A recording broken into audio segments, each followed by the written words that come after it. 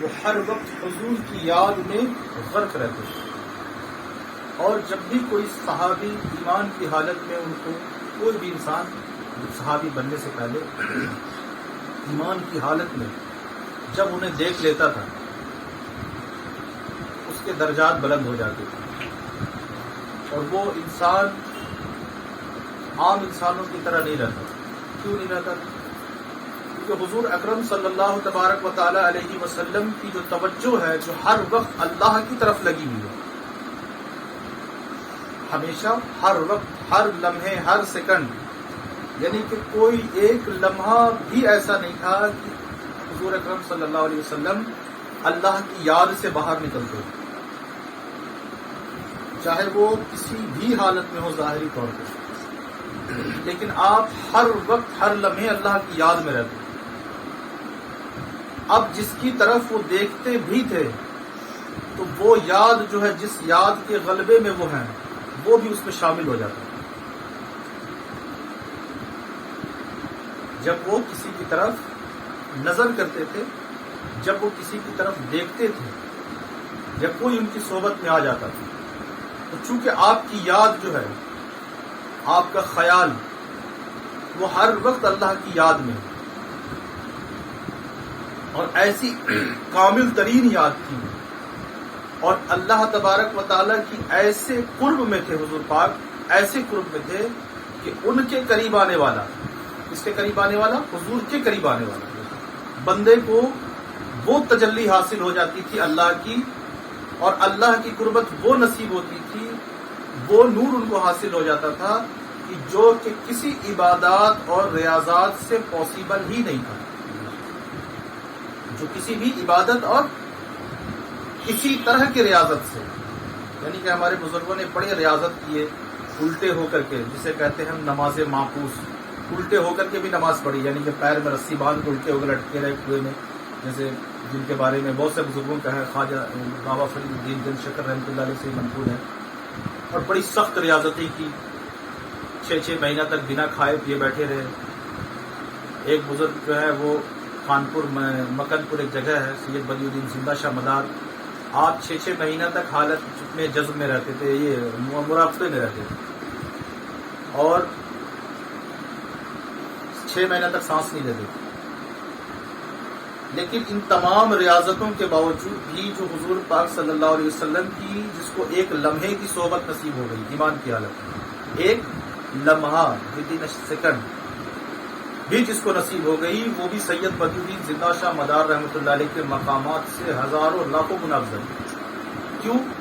کیونکہ آقا صلی اللہ تعالی علیہ وسلم کو اللہ تبارک و تعالی کی وہ قرب حاصل تھی، وہ قربت نصیب تھی، جو نہ آپ سے پہلے کسی کو ہوئی، نہ آپ کے بعد کسی کو ہوئی، نہ کسی نبی کو ہوئی، نہ کسی رسول کو ہوئی، اور نہ کسی ولی کو ہوئی۔ یہ خاصہ آپ کا ایک حصہ تھا۔ آپ اللہ تبارک و تعالی کے ایسے قرب میں تھے اور ایسے خیال میں غرق رہتے تھے، تو وہ جو آپ کے ارد گرد جو ایک ریڈیشن، جو تجلی جو بہ رہی ہوتی تھی، فلو کر رہی ہوتی تھی، اس وجہ سے آپ کے سراپا تصور کی وجہ سے، تو جس تصور میں آپ غرق تھے، یعنی جس حقیقت میں آپ تھے، تو بندہ جیسی ہی ان کے قریب آتا اور آپ کو محبت بھری نظروں سے ایک بار جب دیکھ لیتا تھا، یعنی کہ آپ کو ایکسپٹ کرنے کی نیت سے جب دیکھ لیتا تھا، بس اس کے دل کے دروازے اس طرح سے کھلتے اور تمام تجلیات اس کے اندر میں انٹر کر جاتے، اور پورا کا پورا اس کا وجود اسی لمحے کے اندر میں نورانی ہو جاتا، متجلا ہو جاتا تھا، اور ایسا تجلیوں سے بھر جاتا تھا صحابی کا کہ پھر صحابی کو جو دیکھ لیتا تھا محبت کی نظر سے، تو وہ تابعین ہو جاتا۔ پھر تابعین کے اندر میں پھر اتنی تجلی آ جاتی، اب وہ صحابہ والی تجلی تو نہیں ہوتی تھی، صحابہ والا مرتبہ مقام نہیں ہوتا، لیکن تابعین کے اندر اتنی تجلی اور اتنی روشنی آ جاتی کہ پھر ان کو جو دیکھ لیتا وہ تبع تابعین ہوتی۔ کتنا مقام مرتبہ بڑھ گیا کہ حضور کو دیکھنے والا صحابی ہو گیا، صحابی کو دیکھنے والا تابعین کا درجہ پا لیا، تابعین کو دیکھنے والا تبع تابعین ہو، اور پھر ان صالحین کو دیکھنے والے لوگ بھی صالحین ہو جاتے ہیں۔ اسی سے ایک واقعہ یاد آ گیا، حالانکہ یہ ٹاپک سے ہٹ کے تھوڑا تھا واقعہ، لیکن یاد آ گیا کہ ایک جگہ پہ بارش نہیں ہو رہی تھی، لوگ بڑے پریشان تھے بارش کے لیے، قحط پڑ گیا تھا. اب لوگ جو ہے وہ نماز کے لیے اکٹھا ہوئے کہ نماز پڑھیں گے، اللہ کی بارگاہ میں دعا کریں گے. سب لوگ گئے میدان میں اکٹھا ہوئے، نماز کے لیے نماز ادا کی، اس کے بعد دعائیں کر رہے ہیں. کائے کو بارش ہوگی. ایک بندہ آیا اور اس نے ہاتھ اٹھایا، کہا کہ یا اللہ اس کے صدقے، میری آنکھ کے صدقے سے بارش کر دے، اس کے صدقے سے بارش کر دے جس کے چہروں کو میری آنکھ نے دیکھا. اس کے صدقے سے بارش کر دے، اس کے وسیلے سے بارش کر دے جس کو میری آنکھ نے دیکھا. اب اتنا کہنا ہی تھا کہ بس بارش ہونا شروع ہو، موسلا دھار بارش ہونا شروع ہوئی. اب وہ بیچارہ جایا سائڈ میں جا کر کے بیٹھ گیا. اب اتنا تھا کہ اب لوگ تو حضرت کون آتے ہیں، کہاں سے آئے ہیں، خود خدمت آؤ بھگت ہونے لگی ان کی. اب لوگ اصرار کرنے لگے کہ بھائی کس کو دیکھا آپ نے. جب بہت پوچھا تو انہوں نے کہا کہ میری آنکھ نے بایزید بستامی کو دیکھا. اب سوچو کہ خواجہ بایزید بستامی کو دیکھنے والی آنکھ کا یہ مقام و مرتبہ ہو گیا، یہ فضیلت ہو گئی کہ اس آنکھ کے بدلے میں اس چہرے کے وسیلے سے جو بندہ دعا مانگ رہا ہے تو اللہ تعالیٰ اس کی دعا کو رد نہیں کر رہا.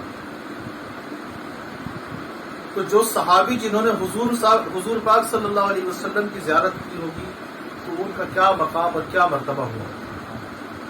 جنہوں نے بہت لمبے سمے تک ان کے ساتھ میں رہے ہوں گے، بہت لمبا ٹائم تک رہے ہوں گے، ان کا مقام مرتبے کا کیا عالم ہے.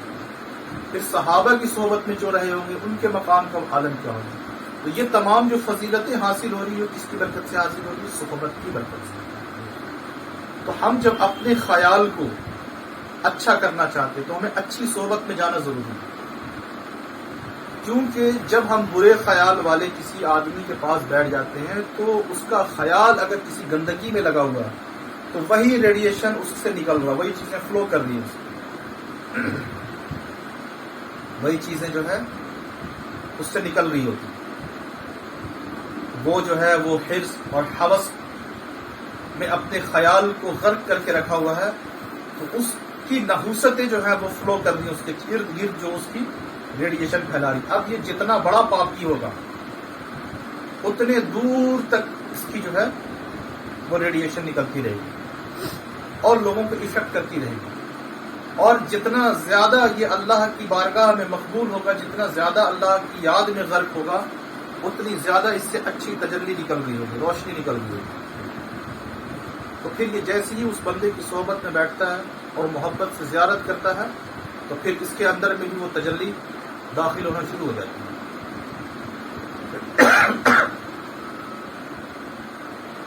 تو اب بتانا دو چیز مقصد.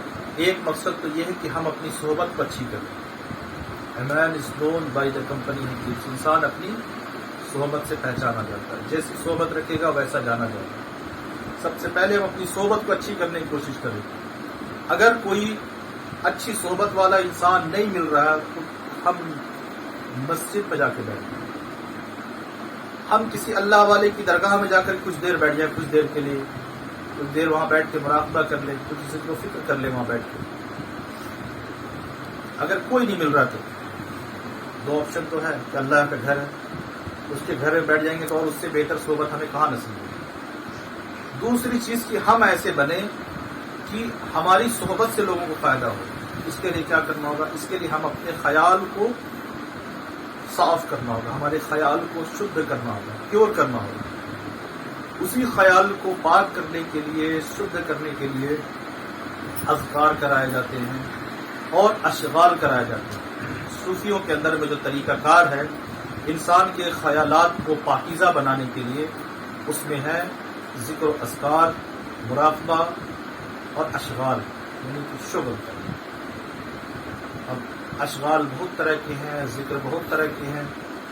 ہم لوگوں نے جو ہمارے بزرگوں کے طریقے پر یہ جو 1 گھنٹے کا چیز کر رہے ہیں، 1 گھنٹے کا جو ہمارا پروگرام ہو رہا، اس میں وہ ساری چیزیں کور ہو جاتی ہیں کہ ہم جب درود شریف پڑھتے ہیں تو حضور کی بارگاہ میں خود کو پیش کرتے ہیں، یعنی ہم اپنے خیال کو، اپنی روح کو آ کر اپنی بارگاہ میں پیش کرنے کی کوشش کرتے ہیں.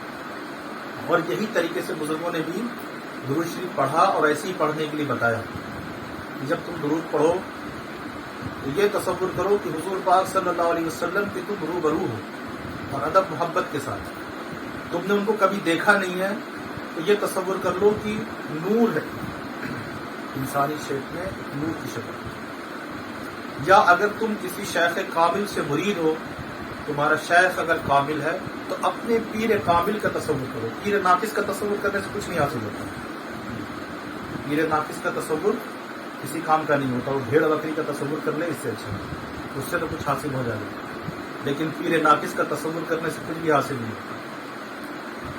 اور تصور کر کے پڑھے تو اس کی خیال میں پاکیزگی پیدا ہوتی ہے، اس کی خیال میں نورانیت پیدا ہوتی ہے. جب وہ وہاں خیال کر رہا ہوتا ہے، اس کا خیال مدینے میں ہوتا ہے لیکن فیض یہاں بٹ رہا ہوتا ہے. نیٹ ورک کی طرح کام کرتا ہے کہ ٹاور تو کہیں اور لگا ہوا لیکن موبائل یہاں سے کام کر رہا ہے. بالکل اسی طرح سے کہ آپ کا خیال مدینے میں ہے لیکن آپ یہاں بیٹھے ہوئے ہیں تو یہاں لوگوں کو فیض حاصل ہو رہا ہے، یہاں لوگوں کے دل بدل رہے ہیں، یہاں لوگوں کے دلوں پر حرکتیں طاری ہو رہی ہیں، دلوں کے اندر میں حضور پاک کا عشق پیدا ہو رہا ہے، اسے آخرت کی تیاری کا شوق پیدا ہو رہا ہے، اسے جہنم سے خوف اور جنت کی طلب پیدا ہو رہی ہے. تو یہ ہمارا خیال جو ہے یہ. پھر اس کے بعد میڈیٹیشن کراتے ہیں جو سب سے زیادہ ضروری ہے. کہ درود شریف میں جو لوگ نہیں کر پا رہے ہیں تو کم سے کم میڈیٹیشن کے ان کے خیالات بہتر ہو پائیں. تو خاص طور سے میڈیٹیشن پہ جو ہے وہ بالکل فوکس کے اندر اس کو ہلکے میں نہ لے کے چلو آج 5 منٹ کے لیے آنکھ بند کرا دیا گیا ہے اور 5 منٹ ہم صرف کھیل لیتے ہیں، 5 منٹ ہم ٹائم ویسٹ کر لیتے ہیں. نہیں، بالکل بھی نہیں. یہ آپ کے خیالات کو، آپ کی سوچ کو بالکل پاک و صاف کر دیتے ہیں. اور جب ہمارا خیال پاک ہو جائے گا، ہمارے خیال میں اللہ کی محبت آ جائے گی، رسول پاک صلی اللہ علیہ وسلم کی طرف ہماری توجہ ہو جائے گی، تو پھر وہ فیض، پھر ہماری صحبت بہتر ہو جائے گی. ورنہ کوئی آپ کی صحبت میں آئے گا تو آپ کی صحبت سے بگڑ جائے گا، پھر آپ کی صحبت بری کہلائے گی. تو ہم جس طرح سے برے لوگوں کی صحبت سے بچ رہے ہیں تو لوگ ہماری صحبت سے ہی بچیں گے. ٹھیک ہے، انشاءاللہ تبارک و تعالیٰ. السلام علیکم و رحمۃ اللہ.